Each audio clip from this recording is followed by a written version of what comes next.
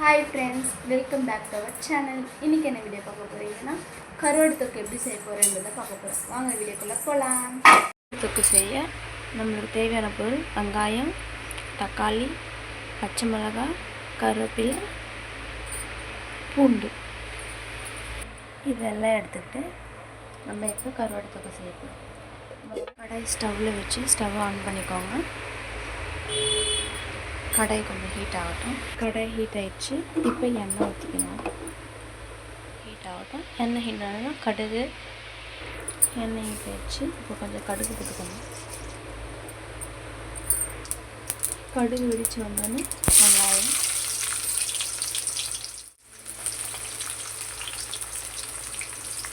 பச்சை மிளகாய், கருவேப்பிலை.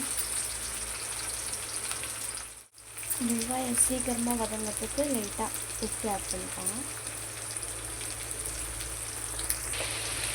வெங்காயம் லைட்டாக வதங்கினதுக்கப்புறம் பூண்டு ஆட் பண்ணிக்கோங்க.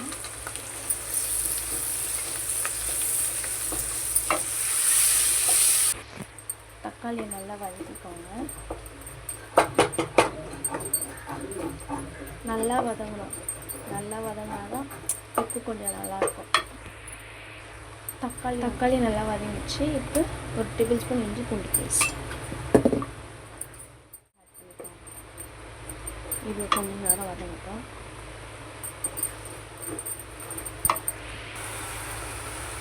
நெக்ஸ்ட்டு மஞ்சள்தூள் நல்லா ஒரு நிமிஷம் கலரிக்கோங்க. போட்டு நல்லா வதங்கிடுச்சு. இப்போ மிளகாத்தூள் ஆட் பண்ணிக்கோங்க. ஒரு டேபிள் ஸ்பூன் மிளகாத்தூள் ஆட் பண்ணியிருக்கேன். உங்களுக்கு இல்லை காரம் கொஞ்சம் எக்ஸ்ட்ரா வேணும்னா நீங்கள் இன்னும் ஒரு டேபிள் ஸ்பூன் எக்ஸ்ட்ரா சேர்த்துக்கோங்க. இது நல்லா வதங்கட்டும். உப்பு கொஞ்சோண்டு ஆட் பண்ணிக்கோங்க. ஏன்னா நம்ம வெங்காயம் வதங்க சொல்ல கொஞ்சோண்டு தான் போட்டோம். அதனால் உப்பு கொஞ்சம் ஆட் பண்ணிக்கோங்க.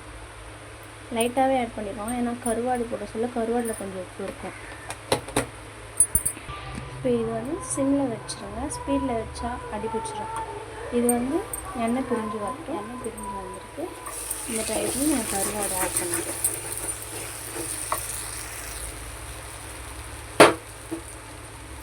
நீங்கள் ஊற வச்சு கழுவி அப்படின்ற கருவாடும் இதில் இப்போ ஆட் பண்ணிக்கோங்க.